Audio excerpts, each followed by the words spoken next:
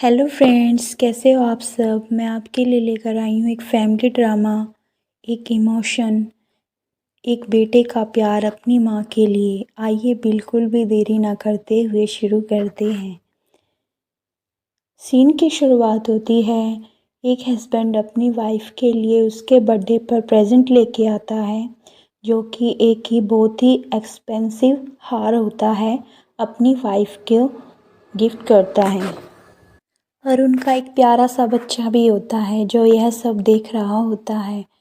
कुछ दिन बाद उनके घर पर चोर आ जाते हैं और उसकी माँ का एक्सपेंसिव हार चुरा ले जाते हैं, जिसका सदमा उसकी माँ बर्दाश्त नहीं कर पाती है और वह मर जाती है, जिसके कारण वह बेटा और उसके पापा दोनों अकेले रह जाते हैं। 20 साल बाद का दृश्य दिखाया जाता है, जिसमें हमें वह लड़का नज़र आता है जिसका नाम रोमियो होता है। रोमियो अपनी माँ का हार ढूंढने के लिए बहुत कोशिश करता हुआ नज़र आता है और उसका पता लगाने के लिए वह अपनी दोस्त की मदद भी लेता है।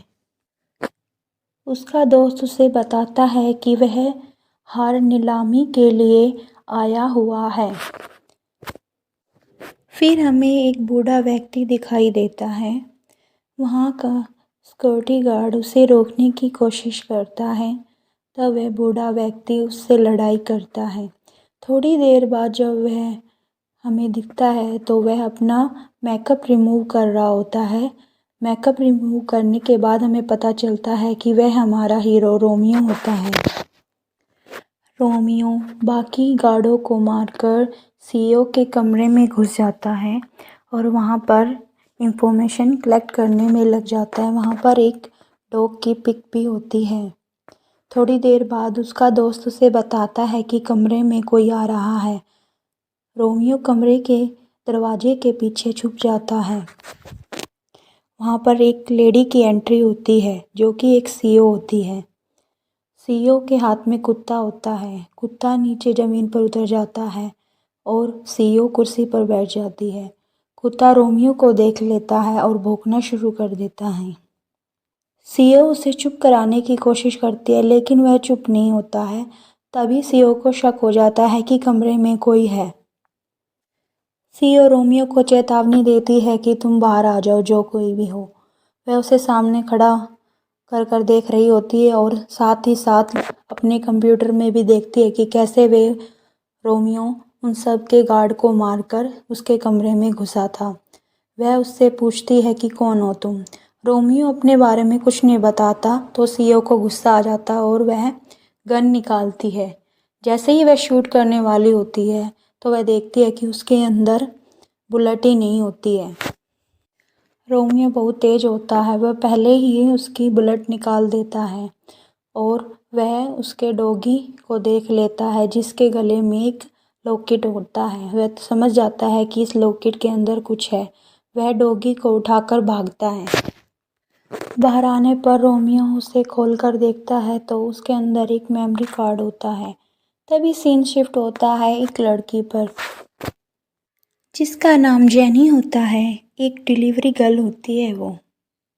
जैसे ही वो जा रही होती है तो उसे एक बोर्ड दिखता है। बोर्ड पर एक फ़ोटो लगी होती है जिस पर पुलिस वालों ने इनाम रख रखा था कि जो कोई भी इसको पकड़वाएगा उसको हम अपनी तरफ से इनाम देंगे। तब हमारी जेनी उसकी फ़ोटो ले लेती है। वापस से फिर हमें रोमियो दिखाई देता है सिक्योरिटी गार्ड से भागता हुआ। वह जैसे ही बाहर आता है तो उसका दोस्त उसे बताता है कि वहाँ पर एक टू व्हीलर खड़ा हुआ है, लेकिन तुरंत वहाँ पर एक टेम्पो आ जाता है जिसके चलते उसे वह बाइक नज़र नहीं आती है। वह जेनी की स्कूटी को वहाँ देखकर स्कूटी को लेकर भागने शुरू कर देता है। तभी वहाँ पर जेनी आ जाती है और अपनी स्कूटी को जाता हुआ देखती है तो वह उसके पीछे भागती है, लेकिन लड़की की स्कूटी होने के कारण दोस्तों वह बहुत तेज़ नहीं चल पाती है। वो 50 से ऊपर बढ़ ही नहीं पाती है, जिसके कारण गार्ड भी रोमियो का पीछा कर रहे होते हैं। रोमियो वहाँ से जान बचाकर दूसरी तरफ निकलकर अपने दोस्त के पास पहुँच जाता है और वहाँ पर जाकर वह उससे लड़ने लगता है। वह दोनों आपस में लड़ना शुरू कर देते हैं। तब रोमियो को पता चलता है कि वहाँ पर कोई और व्हीलर था और मैं कोई और व्हीलर ले आया। तब रोमियो डिसाइड करता है कि मैं वापस वहाँ पर यह स्कूटी खड़ी करके आ जाऊँगा। रोमियो जाता है और वह उसी जगह पर उस स्कूटी को खड़ा कर देता है, लेकिन हेलमेट रखना भूल जाता है और वह वहाँ पर एक लिफाफा भी रखता है। थोड़ी देर बाद वहाँ से जेनी जा रही होती है और अपनी स्कूटी को वहाँ पर खड़ा देखकर वह भागती हुई अपनी स्कूटी के पास आती है और जैसे ही वह उस लिफाफे को खोलती है तो वह देखती है कि उसमें बहुत सारे पैसे होते हैं।